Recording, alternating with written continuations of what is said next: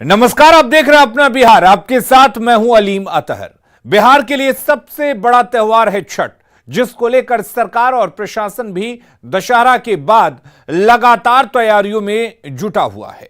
आपको बता दें, अधिकारी कितनी गंभीरता से छठ की तैयारी करते हैं, सुरक्षा और व्यवस्था को लेकर अधिकारी कितनी गंभीरता से निर्देशों को सुनते हैं और अमल करते हैं, उसकी एक वानगी आपके टीवी स्क्रीन पर हम आपको दिखाते हैं। देखिए, पटना में छठ की तैयारियों पर प्रशासन की बैठक में बड़े पुलिस अधिकारी से लेकर कई छोटे बड़े अधिकारी कैसे खर्राटे मार रहे थे। कोई मोबाइल में व्यस्त है तो कोई कुंभकर्णी नींद में सो रहा है। अब इन तस्वीरों को देखकर आप अंदाजा लगा सकते हैं कि कितनी गंभीरता से ये प्रशासनिक अधिकारी छठ की तैयारी में जुटे हैं।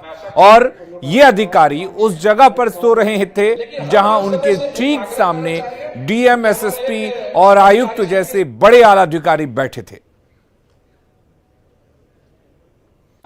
तो तस्वीरें आप देख सकते हैं किस तरीके से प्रशासन की बैठक चल रही है। बैठक इसलिए चल रही है कि किस तरह से छठ को सही तरीके से मनाया जाए। हमारे साथ संजय जुड़े हुए हैं। संजय, मंथन चल रहा है, छठ की तैयारियों को लेकर बैठक चल रही है, लेकिन क्या ये तैयारी करेंगे जो बैठ के सो रहे हैं या मोबाइल में व्यस्त हैं? देखिए अलीम, वाकई में 2022 का महाव्रत छठ इसलिए बड़ा चुनौतीपूर्ण है क्योंकि इस बार गंगा घाटों की स्थिति काफी खतरनाक है। जलस्तर जरूर कम हुआ है, लेकिन घाटों में दलदल की स्थिति बन गई है। आपदा प्रबंधन विभाग के अध्यक्ष हैं पीएन राय, जो बिहार के पूर्व डीजीपी रह चुके हैं, डीजीपी रहे हैं वो, और उन्होंने बताया कि बड़ी चुनौती है इस साल, क्योंकि कोरोना संक्रमण से मुक्त होना और उसके बाद महाव्रत छठ का बड़े पैमाने पर आयोजन। और देखिए तस्वीरों में, तस्वीरें कहते हैं कि झूठ नहीं बोलती हैं। सिटी एसपी से लेके दूसरे मजिस्ट्रेट जो हैं वो नींद ले रहे हैं, नींद में खर्राटे भर रहे हैं, और कई जो पुलिसकर्मी अधिकारी हैं, पुलिसकर्मी है, वो मोबाइल में व्यस्त है। तो ऐसे में जो महत्वपूर्ण ब्रीफिंग चल रही है अधिकारियों की, उसका वो कितने आत्मसात कर पाए होंगे, इसका अंदाजा लगाना मुश्किल नहीं है।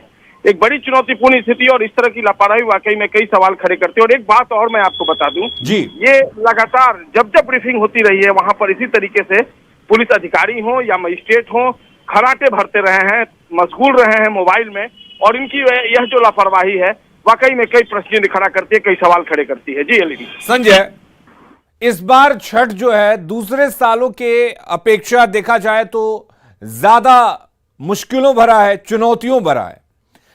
चुनौतियों को लेकर तमाम तरह के दावे किए जा रहे हैं, कई घाटों को खतरनाक बताया गया है, लेकिन क्या ये अधिकारी जिन पर जिम्मेदारी सौंपी गई है अगर इस तरह से सोएंगे तो क्या ये उम्मीद की जाए कि छठ सही हो? छठ भगवान भरोसे नहीं है। देखिए सीधा सा सवाल है कि ब्रीफिंग का क्या मतलब है। ब्रीफिंग का मतलब है कि जो अधिकारी बता रहे हैं उनके इंस्ट्रक्शंस को फॉलो करना है, और अगर आप सुन ही नहीं पाएंगे, मोबाइल में व्यस्त रहेंगे, नींद लेंगे, खर्राटे भरेंगे, तो उनकी ब्रीफिंग आप कैसे आत्मसात कर, कैसे फॉलो कर पाएंगे? तो बड़ा सवाल है। और जो बड़े अधिकारी थे वो कह रहे थे कि मैं निश्चिंत हूँ, हम सब निश्चिंत है कि आप लोग हमारी बातों को सुनेंगे और इस पर अमल करेंगे। अब ऐसे में सोच लीजिए, जो अधिकारी थे वो कितने आश्वस्त थे और जो उनको सुनने वाले थे वो कितने आश्वस्त थे। ऐसे में जनता की सुरक्षा कैसे होगी, इस पर सवालिया खड़ा निशान जो है वो खड़ा होना लाजमी है। बिल्कुल, बहुत शुक्रिया संजय आपका तमाम जानकारी देने के लिए। पटना पुलिस ने रियल एस्टेट के कारोबार से जुड़े एक बड़े कारोबारी की हत्या की साजिश रची जाने का खुलासा किया है। 20 लाख रुपए में कारोबारी की हत्या की सुपारी दी गई थी, लेकिन पुलिस ने समय रहते साजिश का खुलासा कर दिया। बेऊर बना बदमाशों का बाड़ा।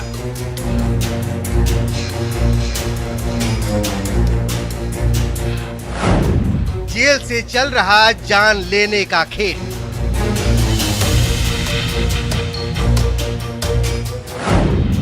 $20 लाख में मौत का सौदा।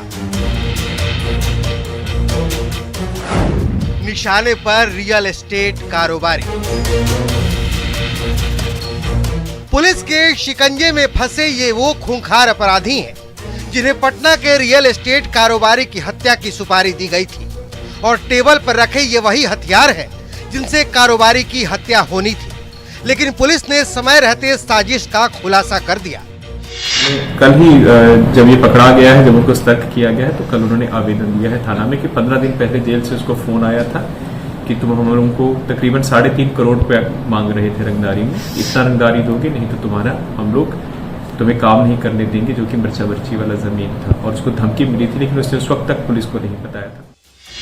साजिश का खुलासा तब हुआ जब पुलिस ने बेऊर जेल में छापेमारी की और छापे में 19 मोबाइल जब्त हुए।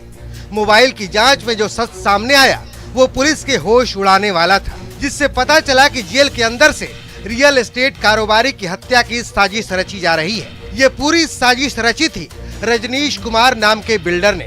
मामला विवादित जमीन का था। 15 दिनों पहले कारोबारी से 3.5 करोड़ की रंगदारी मांगी गई और जब उसने कोई रिस्पांस नहीं दिया तो 20 लाख में उसने जान का सौदा कर दिया। 5 लाख रुपए एडवांस भी दे दिए गए, जिनमें शूटर्स ने हथियार और चोरी की बाइक खरीदी। इनके निशाने पे और कोई नहीं था, क्योंकि लोगों ने विस्तृत पूछताछ किया है। सभी शूटर्स का भी हम लोगों ने किया है। सुनील यादव की हत्या होनी थी और किसी का इन लोगों का सुपारी कितना दिया गया था? 20 लाख का सुपारी दिया तो कितना एडवांस दिया गया था? एडवांस में अभी इन लोगों को 5 लाख रुपया मिल चुका था, जो कि इन्होंने डिस्ट्रीब्यूट किया था। उसी से इन लोगों ने हथियार लिए थे और चोरी का बाइक खरीदा था। पुलिस ने 6 अपराधियों को गिरफ्तार कर लिया है, जिसमें छोटू सिंह, विक्की पांडे, रवि गुप्ता, साका, मोहम्मद फैज और मोहम्मद एहसान शामिल हैं। बेऊर पुलिस की गिरफ्त में आए 6 अपराधियों के पास से 2 देसी कट्टा, 2 पिस्टल और 32 जिंदा कारतूस के अलावा कई आपत्तिजनक चीजें बरामद की गई हैं। जेल से हत्या की साजिश रचने सामने आने के बाद तत्काल बेऊर जेल के अंदर साजिश रचने वाले सभी कुख्यात अपराधियों को जेल में अलग अलग सेल में डाल दिया गया है। लेकिन सवाल है कि जेल में कैसे पहुंचे मोबाइल? क्या जेल बन गया है अपराधियों का अड्डा? क्या जेल से चल रहा है रंगदारी का खेल? इससे भी बड़ा सवाल ये कि कारोबारी ने रंगदारी की बात क्यों छुपाई? न्यूज़ 18 के लिए पटना से संजय कुमार की रिपोर्ट। मुंबई में कारोबारी के घर से लाखों रुपए के गहने और कैश लेकर भागने वाले आरोपी को जमुई में पुलिस ने गिरफ्तार कर लिया है। मुंबई पुलिस ने जमुई पुलिस के सहयोग से चंद्रमंडी थाना इलाके से आरोपी श्रीकांत यादव को गिरफ्तार किया गया, जिसके पास से 8.5 लाख रुपए कैश सहित करीब 35 लाख के गहने बरामद किए गए हैं। आरोपी श्रीकांत यादव ने इंटीरियर के काम के बहाने मुंबई में एक कारोबारी विवेक जगन्नाथ भोले के घर काम शुरू किया था और मौका लगते ही 41,50,000 के गहने और 2 लाख रुपए कैश लेकर फरार हो गया था। इस मामले में मुंबई के कांदनबली थाने में केस दर्ज कराया गया था, जिसके बाद मुंबई पुलिस जमुई पुलिस के संपर्क में थी और श्रीकांत पर शिकंजा कसने में लगी थी। 1,90,000 रुपये का HDFC बैंक से खरीदा गया बिस्किट सोने का, जो 100 ग्राम है, दो पीस में। ये 5,40,000 रुपये का CM स्विचेस डायमंड बिस्कुट, ये 40 ग्राम का है, जो 2,20,000 रुपये का कीमत है। घड़ी 2, कीमत करीब 1,50,000 रुपया। और छापेमारी के दौरान इस तरह से कैश 8,46,000 रुपया और ये ऑर्नामेंट कुल जिसका कीमत हुआ 35,91,000 रुपया। समस्तीपुर में दलित युवक पर मुस्लिमों के अत्याचार के मामले में 3 दिन बीत गए हैं, लेकिन अब तक किसी मुस्लिम आरोपी की गिरफ्तारी नहीं हुई है। किसी दलित के साथ अत्याचार के ऐसे मामलों में SC/ST एक्ट के तहत मामला दर्ज होता है, लेकिन हैरानी की बात है कि इस मामले में अब तक किसी भी आरोपी के खिलाफ SC/ST एक्ट के तहत मामला दर्ज नहीं हुआ है।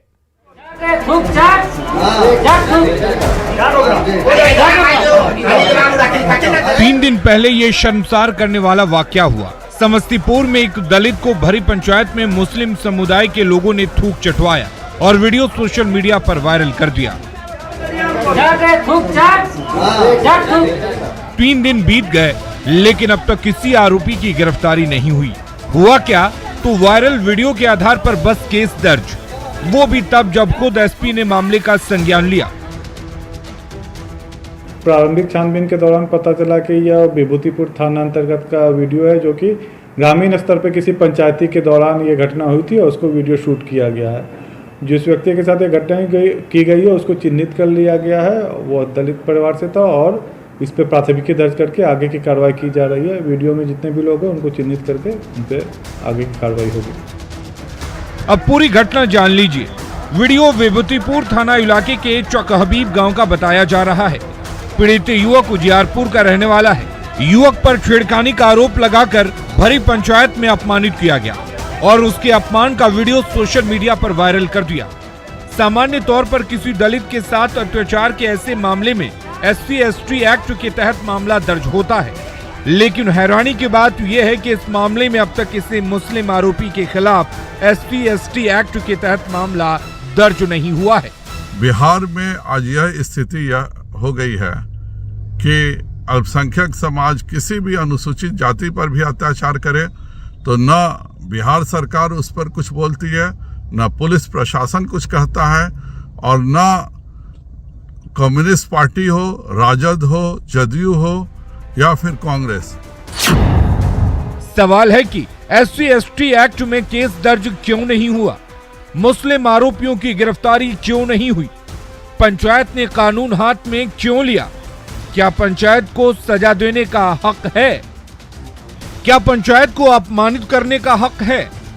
SC/ST एक्ट के तहत कब दर्ज होगा मामला? न्यूज़ 18 के लिए समस्तीपुर से मुकेश कुमार की रिपोर्ट। और भागलपुर से इस वक्त एक बड़ी खबर आ रही है, जहां पर सिलेंडर ब्लास्ट में 2 लोगों की मौत हो गई है, 2 लोग गंभीर रूप से घायल हो गए हैं। बैलून में गैस भरने के दौरान यह हादसा हुआ है। बैलून में गैस भरा जा रहा था, उसी दौरान एक सिलेंडर में ब्लास्ट होता है, जिसमें 2 लोगों की मौत हो जाती है।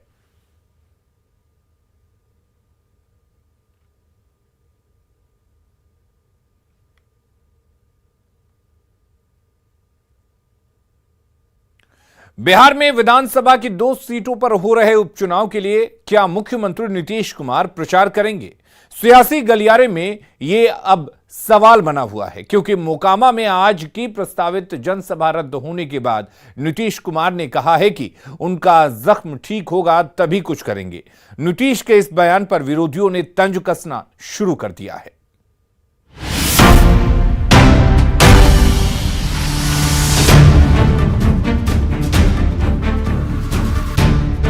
विधानसभा की 2 सीटों पर उपचुनाव के दंगल में मुख्यमंत्री नीतीश कुमार के प्रचार करने पर अब भी सस्पेंस बरकरार है। उपचुनाव में हॉट सीट बनी मोकामा में प्रचार के लिए 27 अक्टूबर को प्रस्तावित सीएम की जनसभा रद्द होने के बाद प्रचार की अगली तारीख पर नीतीश कुमार ने साफ कह दिया है कि उनके पेट में जख्म है और जख्म ठीक होने के बाद ही वे कुछ कर सकते हैं।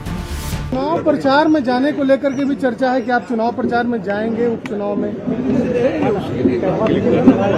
ठीक हो जाएगा तो हमारे पार्टी में सब लोग जाएंगे। मोकामा से बाहुबली अनंत सिंह की सदस्यता खत्म होने के बाद आरजेडी ने अनंत सिंह की पत्नी नीलम देवी को ही महागठबंधन से प्रत्याशी बनाकर बड़ा दांव खेला है और बदले समीकरण में नीलम देवी के लिए नीतीश कुमार से भी प्रचार की उम्मीद की जा रही है। लेकिन जब चुनाव प्रचार के सिर्फ 5 दिन बचे हैं, जिसमें 4 दिन छठ में ही गुजर जाएगा, ऐसे में नीतीश कुमार के इस बयान के बाद उनके विरोधी उन्हें घेरने में लगे हैं और मोकामा के मुकाबले से दूरी बनाने का बहाना मान रहे हैं, तो नीतीश कुमार के साथ ही सदा हुआ जवाब दे रहे हैं। सेहत तो बहाना है, राजद को हराना है, कहीं और तो निशाना है। नीतीश कुमार मंजे हुए खिलाड़ी है राजनीति के। राजद भले दोनों सीट लेने में सफल हो गया हो, लेकिन अब उस सफलता को नीतीश कुमार अपनी कूटनीति से विफल कर देंगे। कि भारतीय जनता पार्टी मोकामा और गोपालगंज दोनों सीट जीतने जा रही है और इसके डर से नीतीश कुमार जी प्रचार करने से भाग रहे हैं। महागठबंधन की जीत सुनिश्चित है और भारतीय जनता पार्टी चारों खाने चित हो जाएगी। मैं दुआ करता हूं कि माननीय मुख्यमंत्री जी जल्द से जल्द सेहतमंद हो जाए।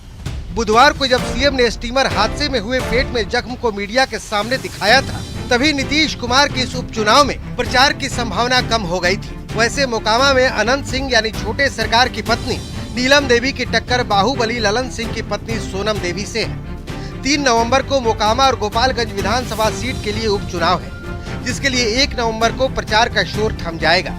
लेकिन उसके पहले शुक्रवार से 4 दिन छठ की वजह से प्रचार की रफ्तार धीमी रहेगी। लिहाजा जख्म ठीक होने के बाद भी छठ के बीच नीतीश कुमार के प्रचार में उतरने की संभावना कम ही है। न्यूज़ 18 के लिए पटना से शैलेंद्र कुमार की रिपोर्ट। नवंबर दिसंबर में जेडीयू संगठन का चुनाव होगा, इसकी तैयारी पूरी कर ली गई है। संगठन चुनाव 13 नवंबर से शुरू होगा। पहली पंचायत स्तर पर चुनाव कराया जाएगा, उसके बाद प्रखंड और जिला स्तर पर चुनाव होगा। जिला स्तर पर चुनाव खत्म होने के बाद प्रदेश अध्यक्ष का चुनाव होगा। राष्ट्रीय अध्यक्ष का चुनाव दिल्ली में होगा। एक से ज्यादा उम्मीदवार होने पर 9 दिसंबर को चुनाव होगा और उसी दिन मतों की गिनती भी होगी। अध्यक्ष के चुनाव के बाद 10 और 11 दिसंबर को पटना में राष्ट्रीय परिषद की बैठक होगी और फिर खुला अधिवेशन होगा। संगठन चुनाव से पहले बड़े पैमाने पर सदस्यता अभियान चलाया जाएगा। जेडीयू के प्रदेश अध्यक्ष उमेश कुशवाहा ने बताया कि 50 लाख नए सदस्य बनाने का लक्ष्य रखा गया है।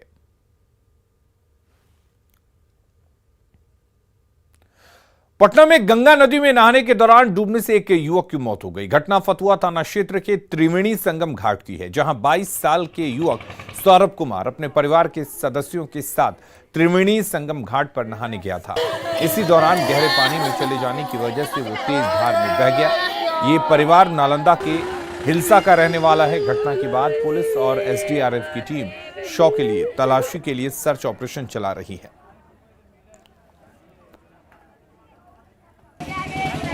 भागलपुर में पेट्रोल पंप लूट कांड का 48 घंटे के भीतर पुलिस ने खुलासा कर दिया।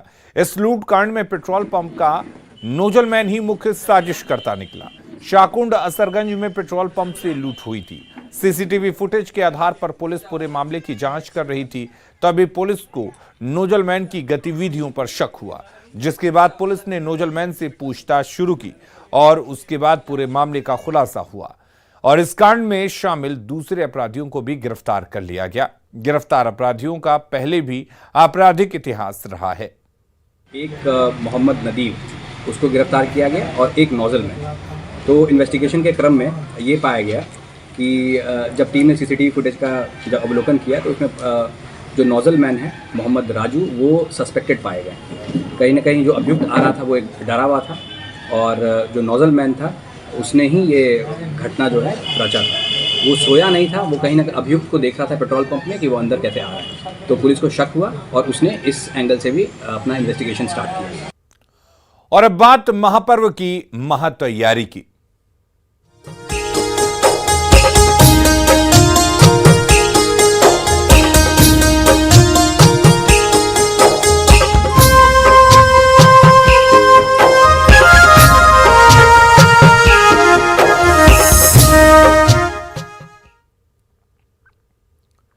छठ के लिए घाटों की तैयारी अंतिम चरण में है। गंगा घाट अब रोशनी से जगमग दिख रहे हैं। घाटों की बैरिकेडिंग कर दी गई है और एनडीआरएफ की टीम को भी तैनात किया गया है। सुरक्षा के लिए वॉच टावर भी बनाए गए हैं। दीघा घाट से देखिए ये रिपोर्ट। लोक आस्था का महान पर्व छठ को लेकर तमाम तैयारियां जिला प्रशासन ने पूरी कर ली है। इस वक्त हम आपको तस्वीर दिखा रहे हैं दीघा घाट की, और दीघा घाट में इस वक्त आप तस्वीर देखिए, बैरिकेटिंग से किनारे किनारे घेर दिया गया है। यानी इसी जो बांस का बैरिकेटिंग की गई है, इसी बैरिकेटिंग के अंदर जो छठ व्रती बड़ी संख्या में पहुंचेंगे अर्घ्य देने के लिए, उनके लिए पूरी व्यवस्था कर दी गई है। सुरक्षा की दृष्टि से इसे बैरिकेटिंग किया गया है और बांस बल्ली वहीं तक लगाया गया है जहां पे पानी की गहराई कम है। यानी कि इसी बांस बल्ली के अंदर, बैरिकेटिंग के अंदर जो छठ व्रती हैं वो भगवान भास्कर को अर्घ्य देंगे। तो तैयारियां लगभग पूरी हो चुकी हैं और वॉच टावर भी बनाया गया है और लाइटिंग की भी काफी व्यवस्था की गई है। यानी कि जो छठ व्रती अर्घ्य देने आएंगे या फिर जो घाट पे रहेंगे उनके लिए भी पूरी व्यवस्था की गई है। एक चेंजिंग रूम भी बनाया गया, यानी कि जो छठ व्रती को कपड़ा बदलना हो या फिर शौचालय की व्यवस्था करनी हो तो उसके लिए भी व्यवस्था की गई है ऐसे ऐसे घेर कर।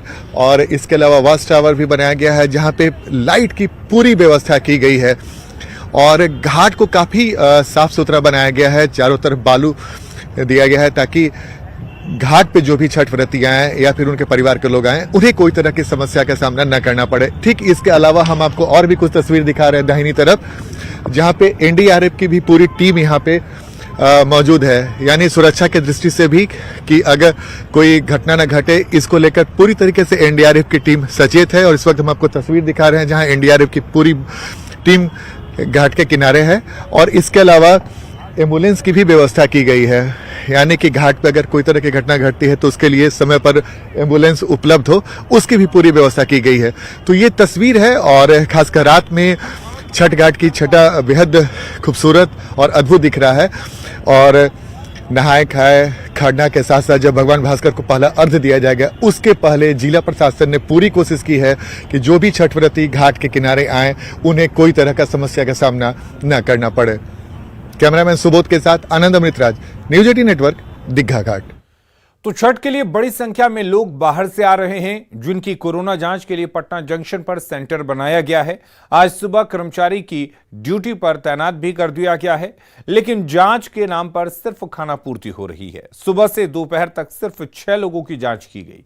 हाल ये था कि बैनर भी नहीं लगाया गया था, जिससे पता चल सके कि स्टेशन पर जांच की व्यवस्था भी है। वहां पर छठ के मौके पर भारी संख्या में बिहार के जो दूसरे शहरों में रहने वाले लोग हैं वो अपने गांव पहुंचते हैं और यहां पर स्वास्थ्य विभाग की तरफ से आनन फानन में कोरोना जांच की व्यवस्था शुरू की गई है। ये औपचारिकता ही है, महज एक टेबल और कोई चेयर नहीं। और इस दुविधा की स्थिति में जो यहाँ के कर्मी हैं वो भी पड़े हुए हैं और वाकई में औपचारिकता निभाने से काम नहीं चलेगा, क्योंकि आने वाले लोगों की संख्या काफी अधिक होती है। और सुबह से अब तक केवल 6 लोगों की जाँच की गई है और जो स्वास्थ्य विभाग के कर्मी हैं वो सब तमाम तरह की परेशानियों और दुश्वारियां झेल रहे हैं। आप लोग कितने स्टाफ हैं? 4 स्टाफ हैं। सवेरे ही बताए थे कि व्यवस्था चेयर वेयर नहीं है, न एक भी कपड़ा उपड़ा कुछ नहीं है। बोल रहे हैं कि अरे अपने व्यवस्था कर लो। कहाँ से हम व्यवस्था कर लें? बैनर वगैरह जो है उसको लाया गया है यहाँ पर, ताकि यात्रियों को जानकारी हो सके कि पटना जंक्शन पर महापर्व छठ के मौके पर अगर आप आ रहे हैं तो आपके लिए यहाँ पर जांच की व्यवस्था की गई है। मुकम्मल व्यवस्था होनी चाहिए, औपचारिकता निभाने से कोई फायदा होने वाला नहीं है। ऑन पेपर सब चीज दिख जाए, लेकिन रियल में अब जाकर बैनर पोस्टर भी आ गया है और यहाँ ये बताया जाएगा कि यहाँ कोरोना जांच होता है। जिला स्वास्थ्य समिति की तरफ से ये बैनर लाया गया है। बैनर कहाँ लगेगा इस बात की भी जानकारी नहीं है। कैमरा पर्सन अजय दुबे के साथ संजय कुमार, न्यूज 18 पटना। और अपना बिहार के इस बुलेटिन में फिलहाल के लिए इतना ही। आगे देखेंगे झारखंड की खबरें जोहार झारखंड में।